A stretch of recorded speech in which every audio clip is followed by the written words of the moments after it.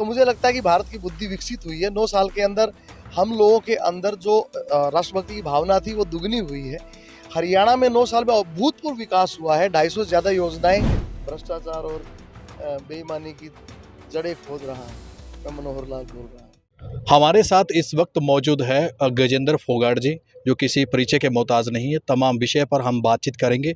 Sir, आज आप पानीपत पहुंचे हैं। अनुराग ठाकुर की रैली है, एक बड़ा कार्यक्रम है। 9 साल के कार्यकाल का यहाँ पर बखान भी किया जाएगा। क्या मानते हो आप, 9 साल में कितना क्या कुछ किया है? हरियाणा सरकार की बात करें या सेंटर सरकार की बात करें तो कितना सफल मानते हो? मैं तो हमेशा बोलता हूँ कि 9 साल किए कमाल, ऊपर मोदी नीचे मनोहर लाल।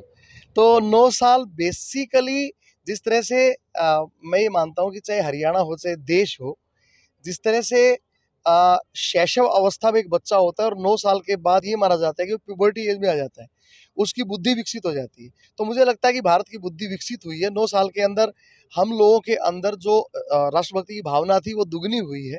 हरियाणा में 9 साल में अभूतपूर्व विकास हुआ है। 250 से ज़्यादा योजनाएं आप ये देख लीजिए पोर्टल पे आ गई हैं। आज किसी को भी अपना ड्राइविंग लाइसेंस या परिवार पहचान पत्र बनाने के लिए लाइन में खड़े नहीं होना पड़ता, धक्के नहीं खाने पड़ते, चंडीगढ़ के सेक्रेटरीट के धक्के नहीं खाने पड़ते।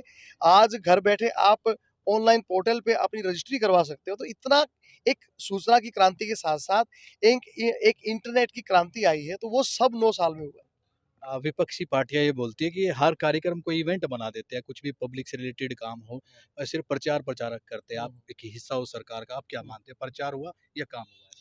एक बात बताइए, जो नई संसद बनी है, क्या वो प्रचार हुआ है? कितने सैकड़ों करोड़ रुपए लग के और भारत का गौरवशाली एक ऐसा स्थान बना है। आज तक हम अंग्रेजों की बनाई हुई बिल्डिंग में बैठते थे और अपने संविधान की रक्षा की बातें करते थे। लेकिन आज जिस तरह से हम गौरव से ये कह सकते हैं कि जहाँ पे हमारे सारे सांसद बैठते हैं, वो हमारा खुद का बनाया हुआ स्थान है और ऐसा कोई एक स्थान नहीं है। राम मंदिर बनने जा रहा है। वल्लभ भाई पटेल की आपने मूर्ति देखी होगी। दुनिया की सबसे ऊँची मूर्तियों में से सर्वप्रथम हमारी मूर्ति अब हो गई है। कितने ऐसे रिकॉर्ड बनने लग रहे हैं। अब विपक्ष को तो देखो कुछ कहना है, खिसियानी बिल्ली खम्बा नोचे, वो तो कहेंगे ही बेचारे, क्योंकि हाथ से सत्ता छीन गई और आगे भी छीनने वाली है। अच्छा, आप लोग भी प्रचार ये कार्यक्रम कर रहे हैं, रैली आयोजन कर रहे हैं, उधर कांग्रेस के भी जनसंवाद चल रहे हैं। तो क्या लगता है कोई अब की बार कंपटीशन है किसी पार्टी से या कुछ, क्योंकि 1 साल बचा है। आप लोगों ने शुरुआत कर दी है, कांग्रेस भी शुरुआत कर चुकी है, अभय जी भी पैदल यात्रा निकाले, तमाम पार्टियां कर रही है। तो क्या मानते हो आप, 1 साल बचा है? चाहे जितना जोर लगा लो हमें थका ना पाएंगे, भाईचारे और एकता की लो हम हर जगह जगाएंगे।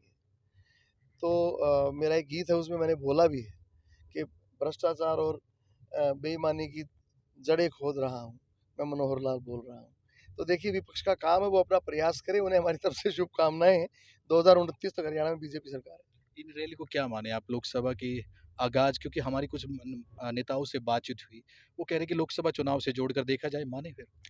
देखिए, हमारे पीएम साहब का भी विज़न है, हमारे सीएम साहब का भी विज़न है, परफॉर्म वेल, इन्फॉर्म वेल।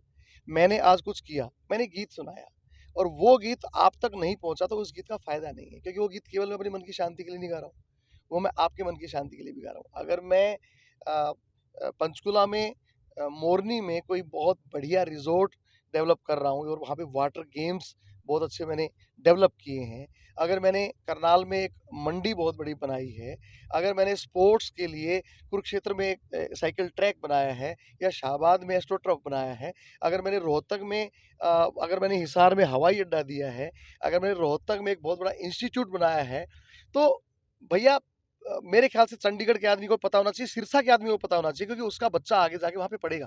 तो अगली पीढ़ी अपना रास्ता सुगम कर सके उसके लिए इन्फॉर्म वेल करना पड़ेगा।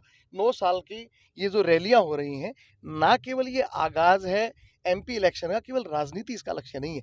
इसका लक्ष्य ये है कि हमने जो-जो काम जनता की भलाई के लिए किए हैं, उन्हें टोटैलिटी में हम जो लोगों को इकट्ठा करके बता दें, ताकि उन्हें पता लगे कि हमारे आने वाली पीढ़ियाँ लाभान्वित कैसे होने वाली हैं। मगर साहब, एक सवाल उठता है कि विपक्षी उठाते हैं कि हर वर्ग आज धरने प्रदर्शन पर बैठा है, वो चाहे किसान हो या फिर कोई भी वर्ग हो। ये क्या मानते हो इसको लेकर आप? वही खिसियानी वाले बिल्ली खम्मा नोचे वाला जो लास्ट सेशन चलता है कि अब इलेक्शन है, जनता को बहका दो। 9 साल तक क्यों नहीं बैठे? आप एक बात बताइए, किसान कानून कौन लाया था सबसे पहले? कांग्रेस लेके आई थी और कांग्रेस विरोध में बैठ गई। ये जो पुरानी पेंशन जो है, वो किसने बंद की थी? कांग्रेस ने बंद की थी। लेकिन आज कांग्रेस ही कह रही है कि हम आने पे खोलेंगे, तो बंद क्यों की थी भाई? तो इतनी सारी चीज़, और जनता ऐसा है, ये पब्लिक है, ये सब जानती है। अंदर क्या है बाहर क्या है सब पहचानती है, पब्लिक है सब जानती है, सब पता है पब्लिक को। तो क्या माने फिर दोबारा फिर से हरियाणा के अंदर भाजपा रिपीट करेगी? आप ये रिपीट नहीं, तीसरी बार बनेगी साहब। जी हाँ जी, हाँ जी, 29 तक भाजपा ही है। 29 तक भाजपा है। 29 तक तो है, उसके बाद देखते हैं।